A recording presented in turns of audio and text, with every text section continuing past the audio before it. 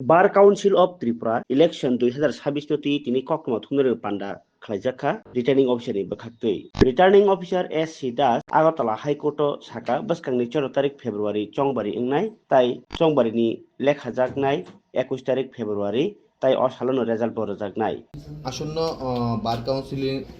বার কাউন্সিলের ইলেকশন 2026 সেটা হবে 14 তারিখে। বার কাউন্সিলের ইলেকশন হবে সকাল 9টা থেকে বিকেল 4টা পর্যন্ত ভোট হবে এবং এই ভোটের জন্য আগরতলা হাইকোর্ট প্রেমিসেসে 7টা বুথ হবে, 7টা পুলিং বুথ, এবং আগরতলার বাইরে মোট 8টা পুলিং বুথ হবে বিভিন্ন ডিস্ট্রিক্ট হেডকোয়ার্টার বা সাব ডিভিশন হেডকোয়ার্টারে, যেখানে 20-র অধিক ভোটার আছে। সেখানে মোট 8টা সেন্টারে ভোট হবে।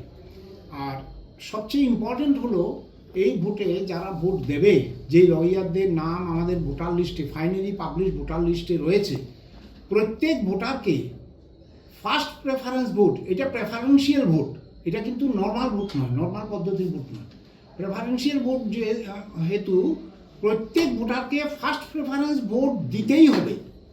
এবং ফার্স্ট প্রেফারেন্স ভোট যদি না দেয় তাহলে এই ব্যালট পেপারটা বাতিল হবে। আর ফার্স্ট প্রেফারেন্স ভোট একজনকেই দিতে হবে, এটা দুইজনকে দেওয়া বা একের অধিক দেওয়া চলবে না। আর প্রত্যেকটা ভোটারকে অ্যাটলিস্ট 5টা ভোট দিতেই হবে।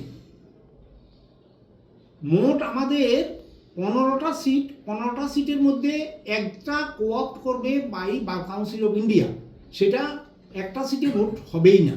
আর বাকি 14টা যে ক্যান্ডিডেট ইলেক্ট করার কথা ছিল, সেই 14 জনের মধ্যে সুপ্রিম কোর্টের কেস অনুযায়ী, যোগমায়ার কেসে সুপ্রিম কোর্ট ডাইরেকশন দিয়েছে যে 30% seat should be reserve for the women advocates, এবং এর কারণে 3টা পোস্ট রিজার্ভ থাকবে মহিলাদের জন্য।